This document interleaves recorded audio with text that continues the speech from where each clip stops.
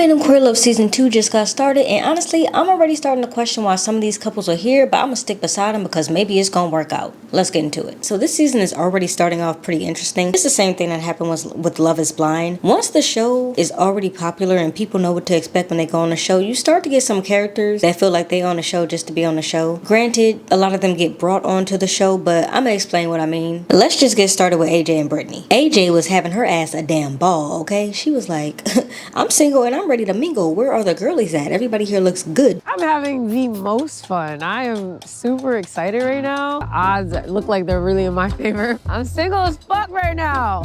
Gosh, you're gorgeous. And the thing is, I know that a lot of people are probably not gonna like AJ because of that. But for me, I really just think AJ is happy to be here. Like, it doesn't feel like she's like, yeah, bye Brittany, I'm about to forget about you. It seems like she's like, shit, this is a vacation for me. I'm on vacation and I'm about to have fun while I'm on vacation. Like, that's the vibe that I'm getting from AJ. Granted, I kind of like AJ. AJ's cute, and I feel like, you know, I'm rooting for everybody black, so I kind of already go in having a soft spot for AJ and for Brittany. So don't listen to me because I'm being biased. I like AJ and I want to give her the benefit of the doubt. Matter of fact, I like her with Brittany, so I want them to stay together. But damn it, if AJ's having a good time, let AJ have a good time. And I've already admitted that I'm being biased, so it is what it is. And one thing you can't say though is that she doesn't have love for Brittany. When they were all sitting around the table before the experiment really got started, and she was explaining how much love she has for Brittany, you know, just the passion that's in a relationship, she was starting to tear up. So the love is real there. There's no doubt about that. I don't have any doubt that, you know, she's standing in this relationship and she doesn't want to be there. She genuinely does love her. I tell Brittany all the time, is like, her beauty is just so radiant. I feel like the stars literally try to combust just trying to compare with you. So someone like this deserves everything before I take the next step.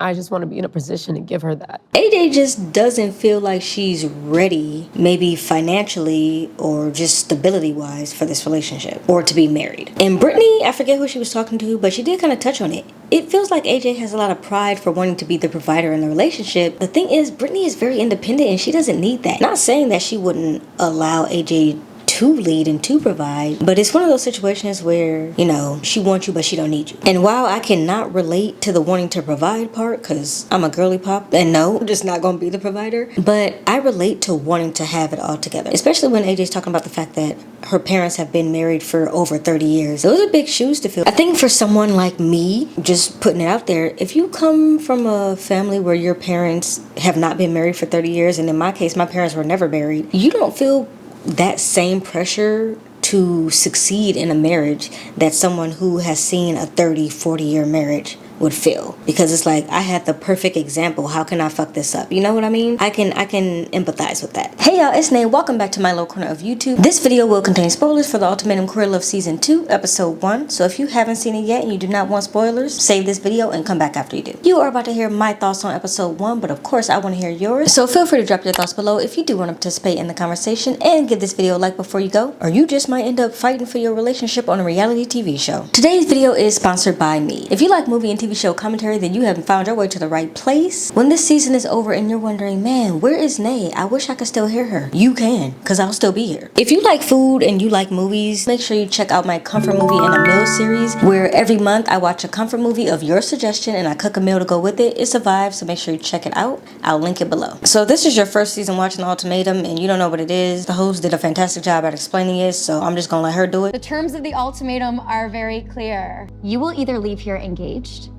alone, or possibly find love with someone new. Tomorrow, you will accept the ultimatum, you will break up, and you will be exes. Over the next week, you will date all of your new potential partners, and that is everyone in this room. Before we move on from that mixer, I don't know why Netflix felt the need to hand out these community engagement rings. I don't know if that's something that they always do or if they do that on Love is Blind too. No, because on Love is Blind, they get to pick the engagement rings. I don't know what's going on, why they had these engagement rings on a platter, but don't ever show us that again. We don't need to know that y'all got community engagement rings. It felt like it kind of cheapened it. Here you go, we've selected an assortment of rings for you. It's like, that's not how that's supposed to go, but I guess you ain't supposed to end up on an ultimatum either, so it's a different kind of situation. But all I know is if I was on this show and then I did end up getting proposed to at the end, and you proposed to me with the community engagement ring that Netflix provided to you, then my answer would be no. I don't care if I'm the one that made the ultimatum or not. I'm gonna need you to go get my own ring. I wonder if they take that out of their paycheck that they get for being on the show. If they're like, we'll give you the ring, you just gotta take a little cut. AJ said, I feel like I have kind of helped guide Brittany, and I got comfortable in that role. And Brittany says the same thing. She got comfortable in the role. She helped me, whatever. Not necessarily financially helped her, but was there to support her while she went through school, while she got her business up and running. And so now that Brittany has kind of surpassed her, it's like, well, damn, what's my role? And I don't think it's jealousy. I think some people might view that as she's jealous or she's envious or how dare Brittany surpass her. But I don't think it's that. I think it's just like, well, damn, if you can do it all on your own, what do you need me for? That's the way that it comes off to me. What I didn't like that AJ said was when they were talking about marriage, and AJ goes, well, my parents been together for 30 years, so I just gotta make sure that if I'm getting married, it's the right one. That felt a little weird to me. You've been with Brittany for 5 years at this point. What do you mean you don't know if she's the right one? You know what I mean? Like, maybe that's not long enough for some people, but in my eyes, 5 years is a very long time to be with one person. You know if that person is the one that you want to marry or not. And so that excuse that AJ was using kind of felt like a cop-out to me, because what does that mean? When are you gonna know if Brittany's the right one? AJ ends up hitting it off. Well, AJ's hitting it off with damn near everybody. That's why I said AJ is having her a whole ball. But one of the people she ends up hitting it off with is Martia. Or Martia ends up liking AJ, and AJ says that she likes Martia. But I don't like them together, so I'm gonna need them to just get past that. They don't look good together. I don't know if it's the way you say things or the way you look at me. I kind of want to see where it goes. I'm super attracted to you, so Yeah. I think at the end of the day, it's really what you want to do. With a lot of these couples, for me, I'm going based off of aesthetically how I feel they look together. And maybe that's wrong, but Martia and AJ, could you see them together? Because I can't. Now, Brittany is kind of hitting it off with Mel, and I don't hate them together. I'm not like jumping for joy for it, but I don't hate them together. The only thing that I don't like is that Mel also doesn't want to be married. When we get to the end of the episode for them, AJ is saying, look, I see Brittany's crying. I know she's hurt, but I'm not going to call off this experiment. One, because you brought me here. Two, because if I was just going to say yes and, bow down basically, then why wouldn't I just agree to marry you? If I did answer Brittany's ultimatum without clarity, then I honestly would have resentment later.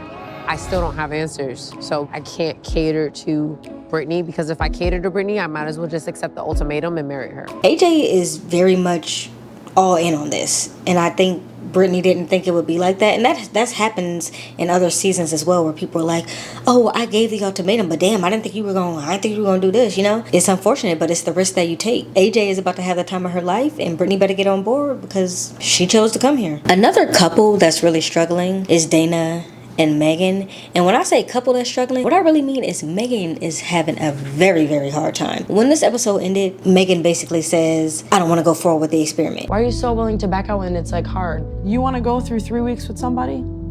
Yeah. Dana's not about to bend on that. And I'm going to just put this out there. Dana looks a little bit too happy to be on TV. I'm just gonna pretend she's not there. I don't even know that girl. If you get it, you get it. It looks like she's a little bit too happy to be on TV. Like when she's giving her interviews and her confessionals and things, it doesn't sound like she's excited about exploring. It sounds like she's like putting on. I don't know. That's just the vibe that I get. These are initial thoughts. This is only episode 1. I might change my mind, but as of right now, it's given, I'm happy to be here and I'm about to show out. That's what it's giving to me. And to see her partner, Megan, who is having the complete opposite reaction. Off top, I already knew that Megan was going to have a problem with this. And a part of that is because Megan struggles even with her family. The whole reason that they're really here is that Megan is of Lebanese descent. Her family does not at all accept that she is queer. And for me, I'm questioning why you would even come on a show like this if that's your situation. If your whole issue is my family doesn't like that I'm queer, why would you come on a show that's all about being queer, where you gonna be possibly kissing on other people so publicly? You know what I mean? If you came from a really conservative or religious background, wouldn't it kind of be an affront to your family? Is affront the right word? I'm not gonna look it up. I'm gonna keep it in there, but you know what I mean. Wouldn't it kind of be like an FU to your family if you go on a show and so publicly be queer? Not saying that she should hide from her family, but that is what she's doing. That's part of the reason that they're on this show, is that she can't stand up to her family. So I don't really know like why you would take the opportunity to put yourself out there so publicly if your family already has an issue and you're respecting their boundaries on that. It just seems weird and out of place to me. And the thing that's even more odd about this situation is, I don't know if she genuinely wants Dana or if she just doesn't want Dana to have somebody else. Because when they were having their conversation in the rooms before everything got kicked off, the conversation that they were having felt very surface level. And I was like, there's not really any depth to this conversation that we're having right now, so I don't really know why we're having it. All I'm gonna say is, I don't know what's gonna happen in the next episode, but Dana's not backing down. Dana would probably rather stay on this experiment by herself than walk off with Megan. And that's just how I see it. Now look, if you are new here, I need you to prepare yourself for me to get people confused, because I'm already getting Megan and Mel mixed up, and people who are regular viewers of this channel know that sometimes, I just have a little hint of an issue with facial recognition, and the people don't have to look nothing alike. It's just, that's how my brain works. If you're gonna watch, you gotta bear with me. And the names with the M, I don't know. This gets a little crazy sometimes, so you just got to bear with me. Because I'm probably gonna get Mel and Megan mixed up, and they're both studs, so it's making it even harder on you girls. It's making it even harder. Now, when it comes to Marie and Mel, at first, when I was watching Mel interact with Marie and kind of watching her on camera, it felt like Mel was like, girl, why the hell did you bring me on this show? Like, what we doing here? Like, let's go back home. That's how it felt. But then Mel got more comfortable, and now I think Mel's gonna have a good time. But if I'm being real, I don't really think they have serious issues other than the fact that they spend way too much damn time together. They waking up together, they going to work together, they driving home together, they watching TV together, they probably showering together. They doing too much together. You cannot spend that much time with your significant other. You will get tired of them. There are definitely some people out here, I want to be locked on my significant other. No, you will eventually not even get tired of them. You just gonna be like, damn bitch, you still here? You was at work, and you at home, and you at the grocery store, and you running errands on the weekend. Like, you never gone. Like, you're never gone. You're always there. I think that's their real issue. Because when Mel was talking to Brittany, she was like, oh, I like that Brittany's independent. She has her own stuff going on. Brittany is gorgeous for sure, and I think that she is independent, which is something that is important to me. Marie and I, it's like, we wake up together at the same time, we're together all day, we go to sleep together. Like, I don't like my partner all over me, on top of me at all times. And this is why y'all gotta really learn y'all love languages. We talk about this every single reality series on Netflix. Y'all gotta learn y'all love languages. If your love language is not physical touch and quality time, maybe you shouldn't be in a relationship where you're with your partner 24/7. 24/7. Now, another issue that Mel brings up is that she kind of has this fear of failure, which is normal. I think a lot of people experience that. She doesn't want to end up in a marriage and get divorced. She doesn't want to end up with a family and kind of, mess the kids up. I get it, a fear that I have as well. But something that's really strange is that she also says when she hears vows, like in sickness and in health, that scares her. Everything that you say when you get married, in sickness and health, for rich or for poor, like, that's all the shit that scares me. I really wish they would elaborate on that, because what does that mean? If you date somebody, you should be prepared to be with them for sickness or health. People aren't always going to be well. I think when people hear sickness or health, really the sickness part, right? The sickness part, the poor part, rich or poor, they go just human nature. Our minds go to the absolute worst possible thing. You think sickness, you think, oh, they're gonna have something terrible, maybe they're gonna go through something really difficult. How am I gonna show up for them? Or poor, how poor are we gonna be? Are we gonna be living on the street? And so when you think of it in that extreme and you view it that black and white, yeah, I can see how you can have a fear about that. But also, you don't gotta be a pessimistic Patty. Don't go in it being like, oh, it's gonna be so negative, That's hard though, I get it, because you don't want to mess things up, but at the same time, sickness will likely happen. It doesn't have to be extreme. They might get a cold for a couple of weeks, maybe they get the flu and you have to take care of things. That's still sickness. It doesn't have to be, something super devastating or terminal or anything like that, but I get the fear. The words mean a lot.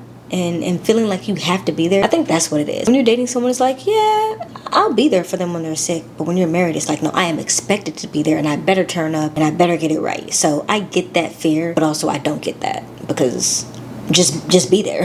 Just show up as a partner, you'll be good. Now, Mel ends up linking up with Dana, which that doesn't surprise me because they seem like each other's type. But something about Dana, and this is probably why Megan is so attached to her, because she likes this about her. Dana comes on very, very strong. For some reason, I'm stuck on you, so it makes me want to keep trying. Here's the thing, I'm not playing a game. I'm into you, yes, but that's the first time you said that, just so you know. Girl, she just met you. Was she supposed to be jumping at you already? That's why Dana gonna have a problem. Whoever she get with, she gonna be spicy as hell. And you gotta find somebody who like that. It reminds me of that couple from last season. I forget their names. I'll find out who they are and I'll put a picture up.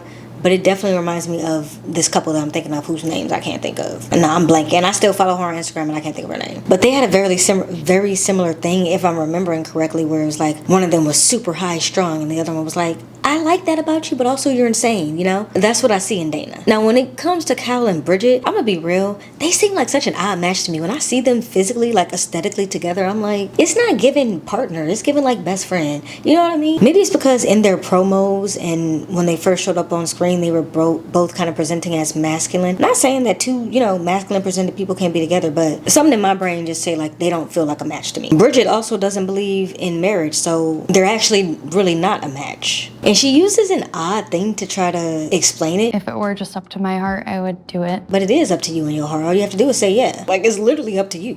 Who else is it up to? But Bridget has this very kind of, well, what else do you want from me, girl? We live together.